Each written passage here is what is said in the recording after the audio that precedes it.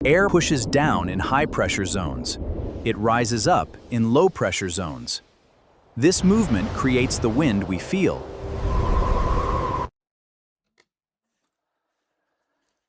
ये एक एनिमेशन था जिसके बेसिस पे मैं आज आपको पूरा क्लाइमेट समझाने वाला हूँ। क्लाइमेट का क्या सिस्टम है, कैसे विंड्स ब्लो होती है, कैसे प्रेशर बेल्ट्स बनते हैं, एयर राइज होना, फॉल होना, सब कुछ मैं आपको आज बताऊंगा। और भी आगे कुछ एनिमेशन है जो मैं आपके लिए लेके आया हूँ। But before that I want to ask you one thing. उसका पहले आप मुझे आंसर दीजिए, then we will move ahead. Because काफी ज्यादा स्टूडेंट्स जो हैं क्वेश्चंस पूछते हैं, सर कैसे पढ़े, क्या पढ़े, तो इसलिए मेरा एक आपसे सवाल है। इफ यू वांट, अगर आपको क्वेरीज हैं बहुत ज्यादा, तो I can plan one live session. एक लाइव सेशन में कर सकता हूं, let's say Friday at 9:30 in the morning. कब? 9:30, मगर मॉर्निंग में, सुबह। लेकिन उसमें क्या होगा, आस्क मी एनीथिंग जैसे नहीं होता है ट्रेंड, वैसे ही मैं लाइव सेशन जो है होस्ट करूंगा। आप उसमें आके अपना जो भी बता सकते हो, मेरे साथ लाइव डिस्कस कर सकते हो। We will have a discussion kind of a thing. If you want that, then let me know. आपको क्या करना है, सिर्फ कमेंट्स में यस लिखना है। बिकॉज इफ आई गेट से 30-35 रिप्लाईज विद यस, तो ही मैं करूंगा, अदरवाइज मैं नहीं करूंगा। बिकॉज फिर कोई फायदा नहीं है कि वहां पे कोई होगा ही नहीं, 2-3 बच्चे आएंगे, दैट्स नो सेंस। उनको मैं फिर ऐसे ही जवाब दे दूंगा इंस्टाग्राम पे। सो अगर बल्क में स्टूडेंट्स को एक क्वेरी है, तो आप कमेंट्स में यस लिख दो, तो आई विल सी। अगर उतने कमेंट्स आएंगे, then I will conduct it. अब शुरू करते हैं क्लास आज की। सबसे इंपॉर्टेंट चीज जो आपको पता होनी चाहिए, दैट इज विंड। विंड हम किसे कहते हैं, यहां से आपकी शुरुआत होगी क्लाइमेट की। और I can assure you something, इसके बाद आपको दोबारा कभी भी क्लाइमेट को लेके कोई कंफ्यूजन नहीं होगा। चाहे 2 क्लासेस आएंगी, 3 क्लासेस आएंगी, वॉट एवर, पर इसके बाद आप देखोगे कोई भी दिक्कत आपको कभी भी नहीं होगी। Am I clear? तो शुरू करते हैं विंड से। What is wind? विंड है क्या? Wind is the movement of air. ये हमने बचपन से सुना है, करेक्ट, सही बात है, इसमें कुछ गलत नहीं है। But let me tell you something, ये आधी डेफिनेशन है, it's not the complete definition. Wind is actually the horizontal movement of air. What is the meaning of horizontal movement of air? Horizontal movement का मतलब होता है जो इस तरह से चले, in the horizontal plane. Vertical नहीं, मतलब ऊपर से नीचे या नीचे से ऊपर नहीं, उसको हम विंड नहीं कहते। पहले तो ये याद रखना। अगर हॉरिजॉन्टल मूवमेंट है तो ही वो विंड है। वर्टिकल मूवमेंट को हम विंड नहीं कहते हैं, उसको हम करंट्स कहते हैं, so on and so fourth, वो हम देखेंगे। बट आइडियली अगर आपको विंड पूछा जाए, it is the horizontal movement of air. लेकिन अब सवाल ये है कि ये हॉरिजॉन्टल मूवमेंट होती क्यों है? अगर आप कहीं पे बैठे हो तो आप मुंह क्यों करोगे? या तो आपका फोन डाउन हो गया, चार्ज पे लगाना है, भूख लग रही है, कुछ खाना है, या दोस्त ने बुलाया, anything can be the reason. ये विंड अगर मूव कर रही है तो क्यों कर रही है? Why will the air move? Air क्यों मूव कर रहा है? उसके पीछे आपको पता होनी चाहिए, 3 इंपॉर्टेंट फोर्सेस हैं। There are 3 forces that primarily determine the movement of air. Number 1 is the pressure gradient force, दूसरा Coriolis force, and number 3 frictional force. ये तीनों एक्ट करते हैं on the air and eventually lead to wind. But किस तरह से क्या असर होगा, वो हम एक एक करके देखते हैं। देन मैं आपको वापस से इस टेबल पे लेके आऊंगा और बताऊंगा कि यहाँ पे क्या लिखा है। पहले हम इनको एक एक करके समझते हैं। अगर हम सबसे पहले प्रेशर ग्रेडियंट फोर्स की बात करें, सबसे पहले मैंने आपको एनिमेशन दिखाया था, आपको याद होगा, आपने देखा एक जगह पे क्या हो रहा था, बहुत सारे पार्टिकल्स जमा हो रहे थे और दूसरी साइड से पार्टिकल्स ऊपर उठ रहे थे, तो वहां पे लो प्रेशर कंडीशन बन रही थी। जहां पे पार्टिकल्स बहुत सारे जमा हो रहे थे, वहां पे हाई प्रेशर कंडीशन बन रही थी। अब सीधी बात है, अगर पार्टिकल्स बहुत सारे जमा हो रहे हैं किसी जगह पे, तो वहां पे प्रेशर तो हाई होगा। इसीलिए एक ग्रेडियंट होना जरूरी है। ग्रेडियंट का क्या मतलब है, सबसे पहले ये समझ लो। If we are talking of a place like this, आप एक पानी का बाल्टी लाओगे, यहां पे गिरा दोगे, तो उसकी मूवमेंट बहुत कम होगी, थोड़ा इधर जाएगा, थोड़ा इधर जाएगा, but eventually it will not move that much, है ना? थोड़ा थोड़ा हर डायरेक्शन में जाएगा, बात खत्म। एट द सेम टाइम, अगर आप एक पानी का बाल्टी एक इस तरह की स्लोप पे डालोगे, तो क्या होगा? आप अगर यहाँ पे पानी डालोगे, तो वो नीचे आ जाएगा। स्लोप जितनी ज्यादा स्टीप होगी, उतना तेजी से पानी नीचे आएगा। सिमिलरली एक ग्रेडियंट बनता है विंड को लेके। एक हाई प्रेशर एरिया होता है, एक लो प्रेशर एरिया होता है। हाई प्रेशर और लो प्रेशर मैंने आपको पहले एनिमेशन में दिखाया। हाई प्रेशर एरिया वो जहां पे एयर पार्टिकल्स जमा होते हैं, और लो प्रेशर एरिया वो जहां पे एयर पार्टिकल्स कम होते हैं। अब हाई प्रेशर से लो प्रेशर की तरफ विंड चलेगी, क्यों? क्योंकि यहाँ पे ज्यादा एयर है और यहाँ पे जगह खाली है। तो यहां से यहाँ की तरफ आप देखोगे there will be the movement of air, और इसी मूवमेंट ऑफ एयर को हम विंड कहते हैं, from high pressure conditions to low pressure areas. ये विंड पहले, pressure gradient force is the primary force that is responsible for wind. अब इसमें आइसोबार्स एक कॉन्सेप्ट आपको मैं बता दूं। जैसे मैंने आपको अभी बता दिया कि जितनी ज्यादा स्टीप स्लोप है उतना तेजी से पानी नीचे आएगा, वैसे ही जितना ज्यादा स्टीप ग्रेडियंट होगा, जितना ज्यादा डिफरेंस होगा हाई प्रेशर में और लो प्रेशर में, उतनी तेज विंड चलेगी। फॉर एग्जाम्पल यहां पे आप पहली एग्जाम्पल देख सकते हो, हाई प्रेशर एरिया जो है वहां पे 1020, अगर आपको नजर ना आ रहा हो, अगर आपका स्क्रीन छोटा है तो 1020 यहां पे प्रेशर है। एट द सेम टाइम जहां पे लो प्रेशर है वहां पे 1012 है, मतलब कि 8 का डिफरेंस। तो विंड चल रही है यहां से यहां तक बिकॉज 8 का डिफरेंस है।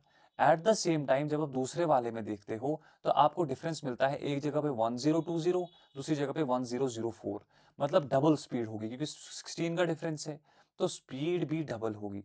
जितना ज्यादा स्टीप ग्रेडियंट होगा उतनी ज्यादा विंड की स्पीड भी ज्यादा होगी, और इसको हम डिनोट करते हैं विद आइसोबार्स। तो जितनी ज्यादा आइसोबार्स घने होंगे, नजदीक नजदीक होंगे, उतना ज्यादा प्रेशर ग्रेडियंट होगा। रिमेंबर दिस, अगर आइसोबार्स ज्यादा नजदीक है एक दूसरे के, आइसोबार्स क्या होता है, वो एरिया जहां पे प्रेशर सेम होगा। फॉर एग्जाम्पल अभी मेरे को यहाँ पे कहीं पे जगह है, देखो लेट अस से कि ये एक सरफेस है, ठीक है। इस लाइन पे हर जगह आपको प्रेशर मिलेगा 1, 10 का कर लो, एग्जाम्पल है, इतना कम नहीं होगा। फिर एक और लाइन है यहाँ पे आपको प्रेशर मिलेगा 8, एक और लाइन है वहां पे आपको प्रेशर मिलेगा 5 का। मतलब इस लाइन पे जितने भी एरियाज हैं इन सब पे 10 का ही प्रेशर होगा, और इसी लाइन को हम आइसोबार कहते हैं। वो लाइन जो उन एरियाज को कनेक्ट करती है जहां पे प्रेशर सिमिलर होता है, जहां पे सेम प्रेशर होता है, उसको हम आइसोबार कहते हैं। इसको 10 का आइसोबार कहेंगे, ये वाला 8 है। और जो विंड ब्लो करेगी वो कहां से कहां चलेगी, 10 से 8 से 5 की तरफ, करेक्ट। तो विंड कहां से कहां चलेगी, जहां पे हाई प्रेशर होगा वहां से लो प्रेशर की तरफ, और इसी को हम कहते हैं wind blows perpendicular to isobars. Wind जो होती है वो परपेंडिकुलर टू आइसोबार्स ब्लो करती है। आइडियली तो यही होना चाहिए, लेकिन ऐसा होता नहीं है। क्यों? अगर समझ नहीं आया मुझे बताना, कि फिर से एक बार बता देता हूं कि जहां पे सेम प्रेशर होगा उसको हम आइसोबार से डिनोट करते हैं, और विंड हमेशा हाई प्रेशर से लो प्रेशर की तरफ चलती है। तो चलनी है परपेंडिकुलर चाहिए, लेकिन अर्थ पे एक फोर्स है जिसे हम कोरियोलिस फोर्स कहते हैं। ये हर एक चीज को बेंड करता है, हर एक चीज को बेंड करता है। नॉर्दर्न हेमिस्फीयर में राइट की तरफ, और साउदर्न हेमिस्फीयर में अगर ऐसे आ रहा है तो लेफ्ट की तरफ। और याद रखना जहां की तरफ एरो होगा ना वो डायरेक्शन है आपकी, इस डायरेक्शन में आप जा रहे हो तो आपका राइट इधर होगा। अगर आप ऐसे आ रहे हो तो आपकी डायरेक्शन यहां की तरफ है ना, तब आपका राइट ये होगा। Direction of the arrow will determine कि आपका राइट क्या है और लेफ्ट क्या है। हमेशा ये नहीं सोचना कि राइट ये है तो हमेशा यही होगा, ऐसा नहीं होता है। जिस डायरेक्शन में आप जा रहे हो वही डायरेक्शन डिटरमिन करेगी आपका राइट क्या है। ये कोरियोलिस फोर्स जो है हर एक चलती हुई चीज को नॉर्दर्न हेमिस्फीयर में राइट की तरफ डिफ्लेक्ट करता है, साउदर्न हेमिस्फीयर में लेफ्ट की तरफ। ये क्यों होता है, इट्स अ सेपरेट टॉपिक, इस पे कभी मैं क्लास लाऊंगा कोरियोलिस फोर्स क्यों करता है। बिकॉज अर्थ जो है ना, ये आपको पता है इट्स अ स्फीयर, उसकी वजह से। खैर उसको कभी और करेंगे, आगे बढ़ते हैं। ये कोरियोलिस फोर्स जो है this is important and it also plays a very important role in determining the direction of wind. अब जो ये कोरियोलिस फोर्स है, रिसेंटली मैंने जेके एग्जाम क्रैकर पे एक एमसीक्यू भी लाया था इस पे। अब ये जो कोरियोलिस फोर्स है ये विंड की स्पीड से भी असर होता है इस पे। मतलब कि अगर विंड की स्पीड ज्यादा तेज है तो ये और ज्यादा इसको खींचने लगेगा, और ज्यादा बेंड करने लगेगा। अगर विंड स्लोली स्लोली चल रही है तो ये थोड़ा ही बेंड होगा, लेकिन अगर विंड बहुत ज्यादा तेजी से चल रही है तो ये बहुत ज्यादा बेंड होगा। लेकिन एक चीज याद रखना, कोरियोलिस फोर्स से स्पीड ऑफ विंड पे कोई फर्क नहीं पड़ता है। विंड की स्पीड से कोरियोलिस फोर्स पे असर पड़ता है, लेकिन कोरियोलिस फोर्स से विंड की स्पीड पे कोई असर नहीं पड़ता है। ये इंपॉर्टेंट पॉइंट्स है, आजकल स्टेटमेंट बेस्ड क्वेश्चंस आते हैं, ऐसा क्वेश्चन पूछेंगे फिर वहां पे परेशान हो जाओगे, इसलिए मैं कॉन्सेप्ट लेके आया हूँ। बाकी आपके पास फैक्ट्स मुझे पता है कि मेघालय में इतनी बारिश होती है तो थार डेजर्ट में नहीं होती, I know, you know all that, ठीक है। स्पीड ऑफ द विंड से कोरियोलिस फोर्स पे असर पड़ता है, जितनी ज्यादा तेज स्पीड उतना ज्यादा Coriolis force. Eight the same time जितना कोरियोलिस फोर्स होगा उससे स्पीड ऑफ द विंड पे कोई फर्क नहीं पड़ेगा। This is Coriolis force. And finally we have one more force जिसे हम कहते हैं फ्रिक्शनल फोर्स। ये जो फ्रिक्शनल फोर्स है ये क्या होता है, ये डायरेक्शन जहां की तरफ विंड जा रही है फ्रिक्शन प्रोड्यूस करता है और विंड को स्लो डाउन करता है। फ्रिक्शन के बारे में आपने साइंस में पढ़ा होगा। फ्रिक्शनल फोर्स वो फोर्स है जो रेजिस्ट करता है मूवमेंट को होने नहीं देता है, और अगर हो रही है तो थोड़ा बहुत स्पीड कम हो जाएगी। अब इससे क्या फर्क पड़ेगा, इससे फर्क पड़ेगा ये तीनों फोर्सेस जब एक साथ आएंगे इन तीनों से फर्क पड़ेगा कैसे, वही अब आपको देखना है इस इमेज में। हियर देखो, ये जो लाइंस दी है ना ब्लैक वाली नीचे तक 1 2 3, ये आइसोबार्स है। क्या है, आइसोबार्स। मतलब कि विंड को आइडियली कैसे चलना चाहिए। अब सारे तीनों कॉन्सेप्ट यहां पे अप्लाई करो, तीनों के तीनों कॉन्सेप्ट यहां पे अप्लाई करो। आइडियली विंड को इनके परपेंडिकुलर चलना चाहिए, ऐसे। अब विंड ऐसे चलने की कोशिश कर रही थी, लेकिन कोरियोलिस फोर्स बीच में आ गया। कोरियोलिस फोर्स ने इसको खींचने लग गया, इसको मूव नहीं होने दे रहा है। Eight the same time frictional force भी आ गया, और ये तीनों फोर्सेस का जो इवेंचुअली रिजल्टेंट आएगा आप देखोगे, ये डायरेक्शन होगी विंड की। मतलब कि जो प्रेशर ग्रेडियंट फोर्स है वो ऐसे है। कोरियोलिस फोर्स इसको रेजिस्ट करना चाहता है, आइडियली इसको पूरा ऐसे रेजिस्ट करना चाहिए था, लेकिन स्पीड कम हो रही है किसकी वजह से, फ्रिक्शनल फोर्स की वजह से, तो ये इतना ही रेजिस्ट कर पा रहा है इसको, ठीक है। तो अब जो इन दोनों का रिजल्टेंट आया है ये, this is the direction of the wind. मतलब कि जब आप भी देखोगे विंड की डायरेक्शन थोड़ी बहुत ऐसे होती है। अब यही तीन कॉन्सेप्ट जो है ये आपको पूरा क्लाइमेटोलॉजी, इंडियन क्लाइमेट सब कुछ डिटरमिन करेंगे, ठीक है। आई होप आपको इतना समझ में आ गया हो। अगर कोई कंफ्यूजन है तो एक बार फिर से सुन लो। ये प्रेशर ग्रेडियंट फोर्स है, विंड को ऐसे चलना चाहिए था, लेकिन यहां से एक कोरियोलिस फोर्स इसको खींच रहा है, यहां से फ्रिक्शनल फोर्स इसको खींच रहा है, तो इन दोनों का रिजल्टेंट जो निकला वो ये है, तो मतलब अब विंड की डायरेक्शन ये होगी। और ये मैं आपको आगे दिखाऊंगा, ऐसा होता है, सच में होता है। और जब हम जेट स्ट्रीम पढ़ेंगे तब आप देखोगे उसी टाइम जब फ्रिक्शनल फोर्स गायब हो जाएगा जेट स्ट्रीम कैसे काम करेगी। हर कोई कॉन्सेप्ट कनेक्टेड है, trust me. Climatology is the best part of geography.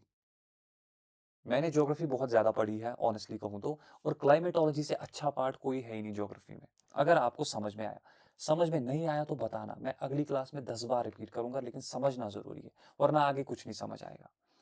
अब मैं आपको एक चीज बताता हूं, यहां पे देखिए, लिसन। मान लो कि ये सरफेस ऑफ अर्थ है, ठीक है, और यहां पे ये 0 डिग्री है या इक्वेटर है। आपको पता है साल में 2 बार सन जो होता है वो इक्वेटर के ऊपर होता है, कब कब, एक स्प्रिंग के टाइम पे। अगर नहीं पता है तो बता देना, मैं आपको समझा दूंगा, इक्विनॉक्सेस और बाकी सब भी, कोई इश्यू नहीं है, एक अलग क्लास लेके आऊंगा। स्प्रिंग और ऑटम के टाइम पे जो सन होता है ना वो इक्वेटर पे होता है। बाकी जब 21 जून होता है तब सन होता है कहां पे, ट्रॉपिक ऑफ कैंसर पे। जब 21 दिसंबर होता है तब होता है ट्रॉपिक ऑफ केप्रिकॉन पे। लेकिन स्प्रिंग और ऑटम के टाइम पे हम देखते हैं सन जो होता है वो इक्वेटर के ऊपर होता है, और मोस्ट ऑफ द टाइम्स आपको इक्वेटर पे गर्म मौसम मिलेगा। अब जब हवा गर्म होगी, when the air will start to heat up, तो क्या होगा बताओ। देखो, इस वीडियो को एक बार देखो, नीचे गर्म हो रहा है। जब हवा गर्म होती है, यही मैं आपको समझा रहा हूं, जब जमीन गर्म हो रही है, हवा गर्म हो रही है, वो ऊपर उठेगी। सी अगेन, देखो, लुक एट इट, उठा, हवा गर्म होके उठा, and then it will start to go up. This is how the things work. हवा जब गर्म होगी तो वो ऊपर जाने लगेगी, इस तरह से, ठीक है।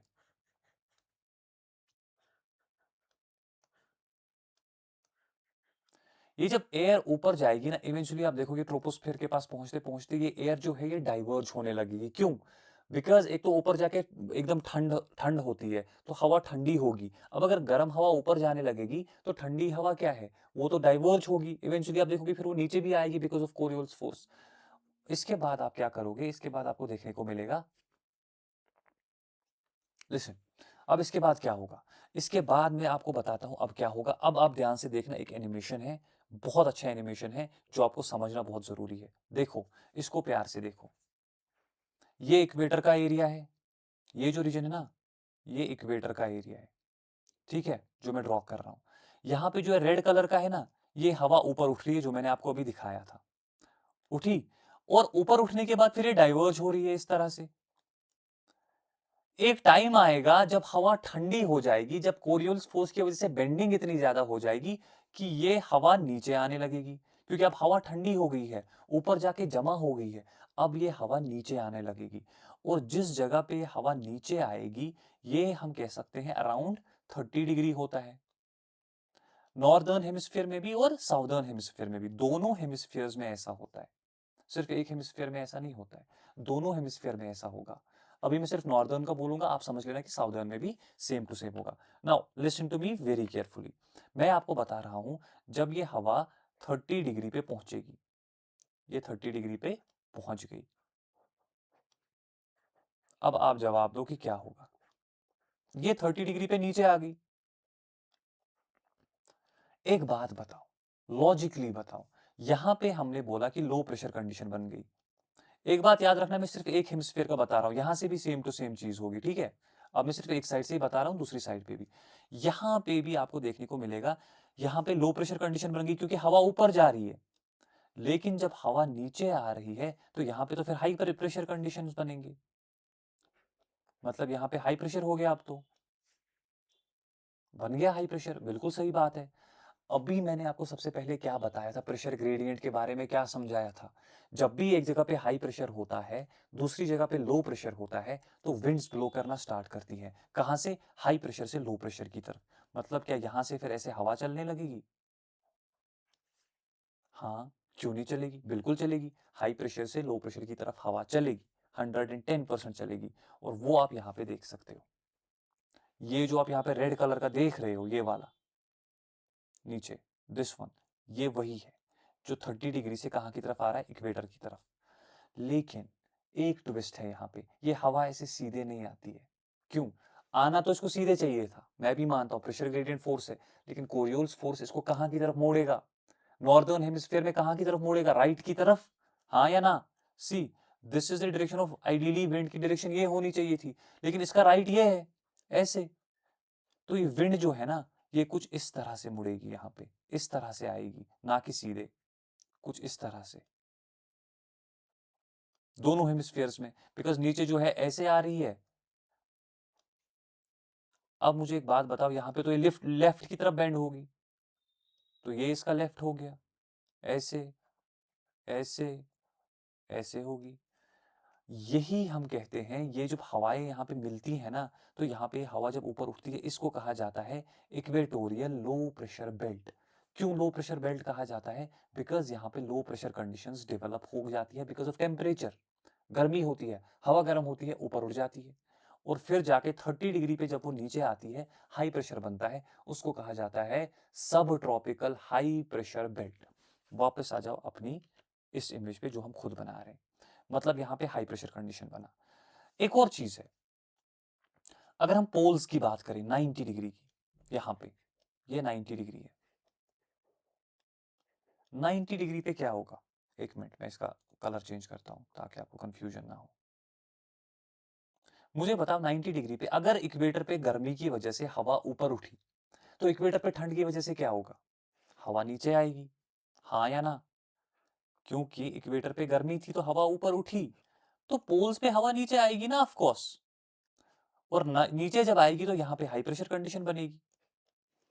हाई प्रेशर कंडीशन जब बनेगी, तो हाई प्रेशर से क्या होता है, हवा डाइवर्ज होने लगती है इस तरह से, right? Am I clear? At the same time जब आप देखोगे, ऑलरेडी हमारे पास हाई प्रेशर कंडीशंस बन चुकी हैं, कहां पे, यहां पे। तो अगर यहां की तरफ विंड हो रही है, तो आधी यहां की तरफ भी तो आएगी, एक ही जगह थोड़ी जाएगी। आधी वहां की तरफ जा रही है, आधी यहाँ की तरफ जा रही है। यहाँ पे जब ये दोनों टकराएंगे तो क्या होगा, हवा ऊपर उठेगी। जब हवा टकराएगी तो मिलेगी नहीं, ठंडी हवा गर्म हवा मिलती नहीं है, ये बात याद रखना। ये जब टकराएंगे तो वहां पे फिर से हवा ऊपर उठने लगेगी, मतलब यहाँ पे हवा फिर से ऊपर उठेगी, ऐसे ऐसे ऊपर जाके डाइवर्ज होगी इस तरह से।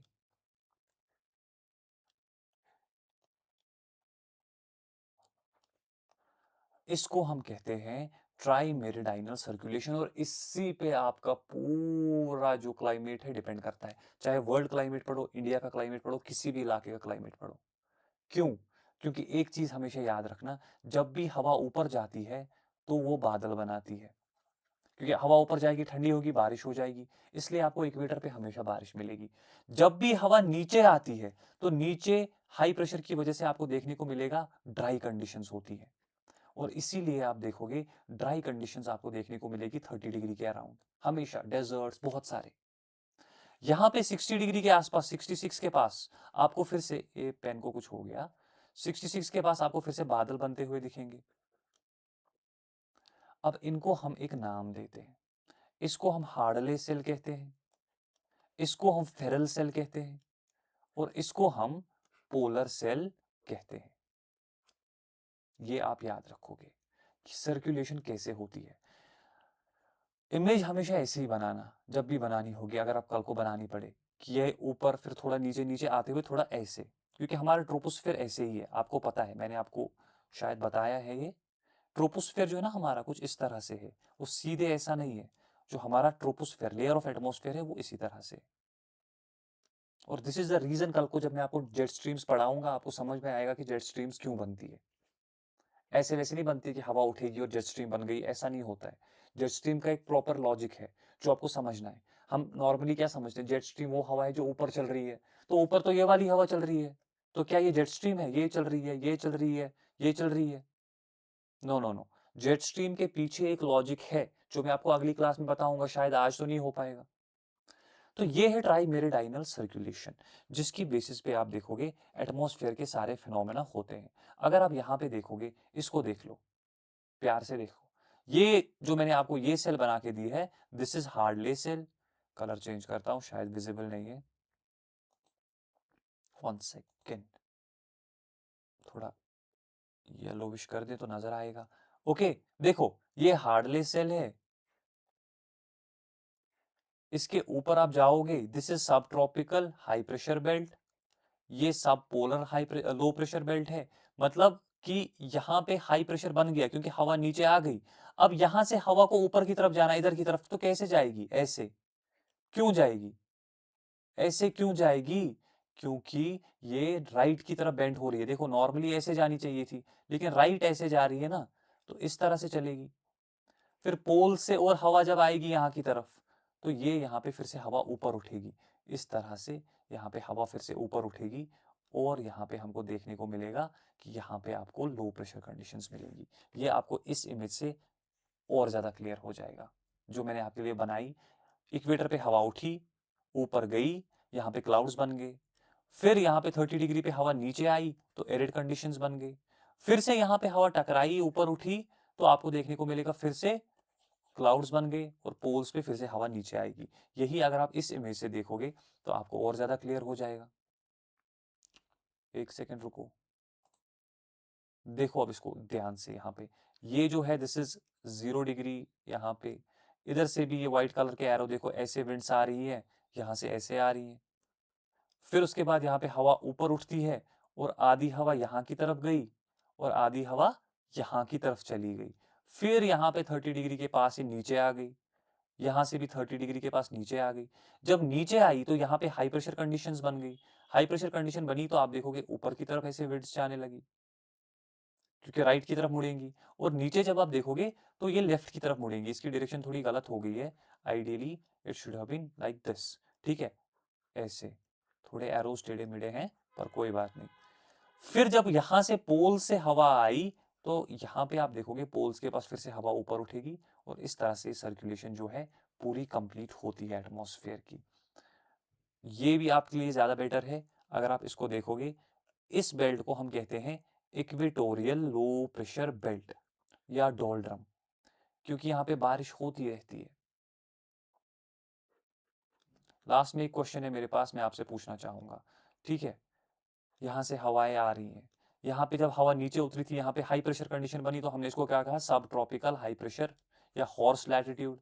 यहाँ से आधी हवा यहाँ की तरफ आई, आधी यहाँ की तरफ गई। क्यों गई, क्या हो रहा है यहाँ पे, basically this is the condition जहाँ पे ये राइट की तरफ टर्न हो रही है, और यहाँ नीचे जब आ रही है तो ये राइट है। साउदर्न हेमिस्फीयर में लेफ्ट जा रही है, और ये आधा यहाँ की तरफ जा रहा है। फिर यहाँ पे सब पोलर लो प्रेशर बेल्ट बन रहा है, जहाँ पे 60 डिग्री के पास मैंने आपको बोला था, तो यहाँ पे हवा पोल से आके टकरा रही है, तो यहाँ पे लो प्रेशर बेल्ट बन गया। और इवेंचुअली आप देखोगे पोल्स पे फिर से हाई प्रेशर है, क्योंकि यहाँ पे हवाएं नीचे आ रही हैं। सो आई थिंक ये आपको मैंने बता दिया अभी। जब जब हवा ऊपर उठेगी तो क्लाउड्स बनेंगे, ये क्यूमुलोनिम्बस क्लाउड्स, और जब जब हवा नीचे आएगी तो स्टेबिलिटी होगी। Hadley cell, Ferrel cell, polar cell. एक इंटरेस्टिंग मैप अगर मैं आपको दिखा दूं, तो ये मैप जो है ना, इसमें आप डेजर्ट्स देख पा रहे हो। आपको मैं एक चीज बताता हूं, देखो, दिस इज इक्वेटर, ठीक है, ये इक्वेटर है। यहां से ऑलमोस्ट समवेयर हेयर आप देखोगे ट्रॉपिक ऑफ कैंसर पास होता है ऐसे, और यहां पे ऑलमोस्ट ट्रॉपिक ऑफ केप्रिकॉर्न पास हो रहा है, ठीक है। मतलब ये जो रीजन है ना इक्वेटर वाला, यहाँ पे बहुत ज्यादा बारिश होती है। क्यों, क्योंकि यहाँ पे हवा ऊपर उठती है, लेकिन यहाँ पे हवा नीचे आती है मोस्ट ऑफ द टाइम्स। इसलिए आप देखो यहाँ पे कितने सारे डेजर्ट है। एक तो नॉर्थ अमेरिका में देख लो, चिहान हुआन डेजर्ट है, उसके बाद आप सहारा देख सकते हो, अरब में देख सकते हो, then we have Thar. Although desert बनने के लिए एक ही रीजन नहीं है, बहुत सारे रीजन है, but this is also the reason. Same thing नीचे भी देख लो, पैटागोनिया डेजर्ट देख लो, नामीब, कालाहारी, ग्रेट विक्टोरिया, ये सारे डेजर्ट्स जो है ना, these are in high pressure conditions, क्योंकि यहाँ पे बारिश कम होती है, because there we have the air that is descending, that is coming down, that's creating high pressure. Because of high pressure conditions we witness less rainfall, इसलिए desserts इस area में लोकेटेड है। अब एक ट्विस्ट यहाँ पे जो है वो ये है कि अगर मैंने आपको इस इमेज में एक बारी देख लो, कहाँ गई, एक बारी ये देख लो, मैंने आपको बताया कि जब जब सन इक्वेटर पे होता है तो वहां पे टेम्परेचर की वजह से हवा ऊपर उठती है। अब अगर वही सन जून में ट्रॉपिक ऑफ कैंसर के पास होता है तो क्या होगा, तो वहां पे ज्यादा गर्मी होगी, तो हवा वहां पे ऊपर उठनी चाहिए ना, ना कि इक्वेटर के पास। That is right. उसी को हम शिफ्टिंग ऑफ प्रेशर बेल्ट्स कहते हैं, और उसी की वजह से मॉनसून आती है, और शिफ्टिंग ऑफ प्रेशर बेल्ट्स की वजह से विंटर आता है। ये सब आपको मैं अगली क्लास में बताऊंगा, जो इंडियन क्लाइमेट के साथ हम लिंक करेंगे, लेकिन यहाँ से बाकी मैंने आपको बता दिया है। अगर आपको एक लाइव क्लास चाहिए जिसमें आपको सारी क्वेरीज का आंसर चाहिए, कमेंट्स में यस लिख दो, और मैं फिर फ्राइडे 9:30 पे एक लाइव सेशन कर दूंगा, आस्क मी एनीथिंग, ठीक है। तो आज की क्लास यहाँ तक रखते हैं। See you in the next class, bye bye.